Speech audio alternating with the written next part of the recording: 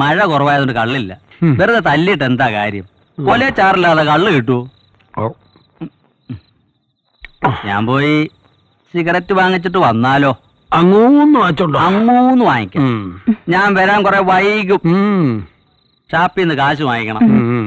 വേണമെങ്കിൽ അകത്തിരിക്കുന്നിടത്ത് കൊടടി കള്ള്. ചുറ്റി 3 എണ്ണ മുടങ്ങിക്കിടക്കുന്നേ. ഞാനും അത് ആലോചിക്കായിരുന്നില്ല. ഇങ്ങോട്ട് വന്നിട്ട് 3-4 ദിവസമായല്ലോ, ഓർക്കാഞ്ഞിട്ടല്ല. നാളെയെങ്കിലും ആ തവണയൊക്കെ അടയ്ക്കണം. ഇന്നത്തെ കാര്യം ഇന്ന്, നാളത്തെ കാര്യം നാളെ. തവണയല്ലേ അടയ്ക്കേണ്ടു. എത്ര തവണ അടയ്ക്കണം? എത്ര തവണ അടച്ചത് വട്ടമറുതി എത്തും.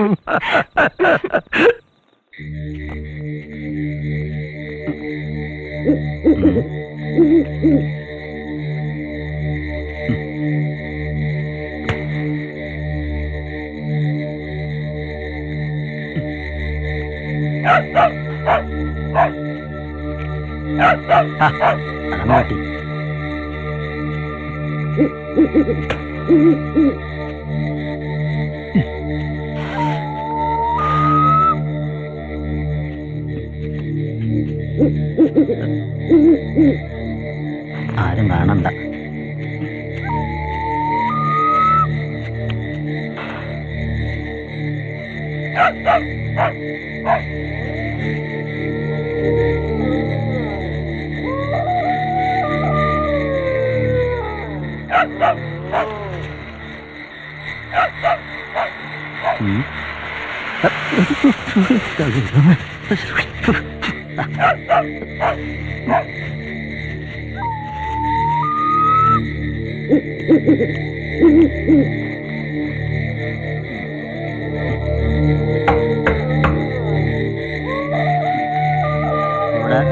വരുന്നു.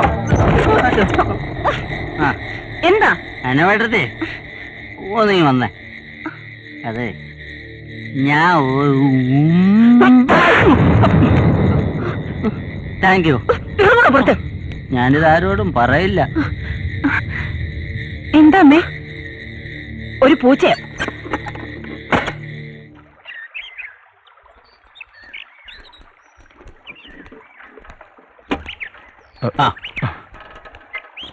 ഒന്ന് നിന്നേ. എന്താ? ചേലക്കര പുതിയതല്ലയോ? ആണെങ്കി അതെ, കഴിഞ്ഞ ദിവസം കണ്ടപ്പോ ഒരു കാര്യം പറഞ്ഞോന്ന് കരുതിയ. സമയം ഒത്തുവന്നില്ല. അധികം ചുറ്റിക്കളിയൊന്നും വേണ്ട. ഈ സ്ഥലം അത്ര നല്ലതല്ല. അത്രയ്ക്ക് വിലക്കുറവാ? അതല്ല, ഇവിടുത്തെ ആൾക്കാര് വളച്ചേട്ടി ഒരേക്കറങ്ങ് ഏറ്റെടുത്തൂലോ. എന്നിട്ട് കാര്യം പറഞ്ഞില്ലല്ലോ ചേട്ടാ. പറയാനിയാ? എന്നാ പറ ചേട്ടാ. അതെ, മീൻകാരന്റെ പ്രേമം നാട്ടിലറിഞ്ഞ് സംഭവം വർക്കിമാപ്പിളയുടെ ചെവിയിൽ എത്തിയിട്ടുണ്ട്. ഭാഗ്യം. അപ്പൊ കാര്യൽപ്പായല്ലോ. ഇനി എന്ത് സംഭവിക്കും? സംഭവാമി യുഗേ യുഗേ. അല്ല ചേട്ടാ, അത് ചേട്ടന് വേറെ പ്രത്യേകിച്ച് പണിയൊന്നുമില്ലല്ലോ. ഇല്ല ഇല്ല, വേറെ പണിയില്ല. പക്ഷെ ഞങ്ങളുടെ മീനോടെ വെയിറ്റിംഗില. സമയത്തിന് ചെന്ന് അത് എടുത്തില്ലെങ്കിലേ ഞങ്ങളുടെ മീൻ നാറും. അപ്പൊ ചേട്ടാ ചെല്ല്. പറഞ്ഞ പോലെ ഇല്ലെങ്കിൽ ഷേപ്പ് മാറും. ഇപ്പൊ മീൻ മാത്രമേ നാറൂ. കുറച്ചു കഴിഞ്ഞാൽ നിങ്ങൾ നാറും.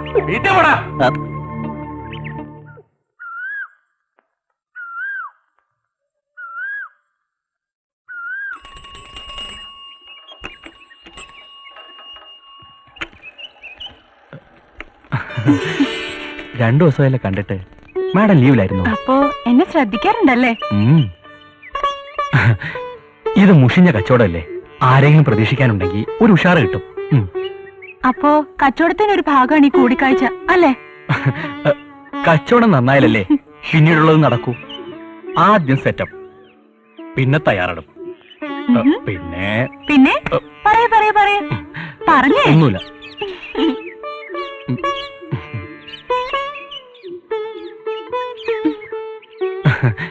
അല്ലാതിരിക്കട്ടെ, ഞാൻ കൊടുത്തോട്ട് മീൻ എങ്ങനെ?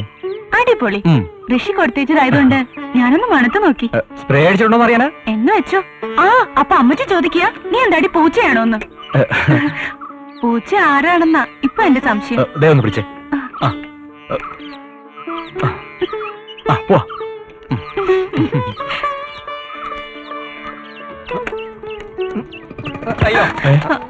അയ്യോ, കുട്ടപ്പൻ ചേട്ടനല്ലേ? ഇതെന്തു പറ്റി? ഒന്നും പറ്റിയില്ല, കൺട്രോൾ പോയി. സൂക്ഷിക്കണേ, വയസ്സേറി വരികയല്ലേ. അയ്യോ അനിയ, എനിക്ക് അത്ര വലിയ പ്രായമൊന്നുമില്ല. മുടി പോയെന്നേ ഉള്ളൂ. അതെ, മുടി വളരണമെങ്കിലേ മനസ്സ് നന്നായിരിക്കണം. അപ്പൊ ശരി, മീൻ ഇത്തിരി കൂടി ബാക്കിയുണ്ട്. സംസാരിച്ചെന്നാലേ അരി കരിയും. അതെ, വേറെ വിശേഷമൊന്നുമില്ലല്ലോ? ഒന്നുമില്ല. വിവരത്തിന് മണിയോടെ അയക്കണേ. പോട്ടെ. അയക്കോ കൊണ്ടുത്തരും എന്തെങ്കിലും ചെയ്യാം. അനിയൻ ചെല്ല്. ഓഹോ, അല്ലേലും നിന്റെ അരി കരിയും. ഓ എന്റെ നടുവേ, ഇന്നലെ മുഖത്ത് ഇന്ന് നടുവിന് ശനിദശ വന്ന ഫലം തടയുക.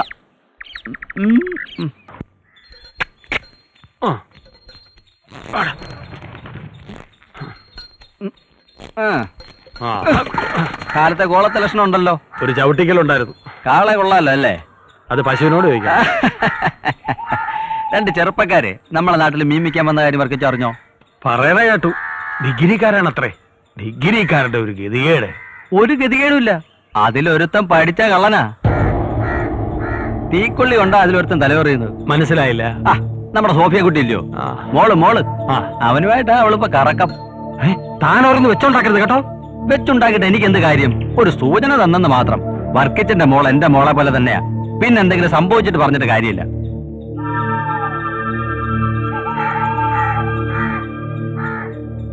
താനിതെങ്ങനെ അറിഞ്ഞു? തെങ്ങിന്റെ മുകളിൽ നിന്ന് ഈ കുട്ടപ്പൻ അറിയാത്ത കാര്യങ്ങളില്ല, കാഴ്ചകളില്ല. അതെ, ദേവലോകത്തിരുന്ന് ഞാൻ എല്ലാ കളികളും കാണുന്നുണ്ട്. കാലത്ത് തയ്ക്കാൻ പോകുമ്പോ അവരുടെ കൂടിക്കാഴ്ച പതിവാ. അതെ, ഞാൻ ഈ പറഞ്ഞെന്ന് പറഞ്ഞ് വർക്കിച്ച വീട്ടിൽ നിന്ന് പോലീസൊന്നും ആവണ്ട. സാവധാനം പറഞ്ഞ് പിന്തിരിപ്പിക്കാൻ നോക്ക്. അതെ, ഇനി അവനിട്ട് രണ്ട് പെടപെടച്ചാലും കുഴപ്പമൊന്നുമില്ല.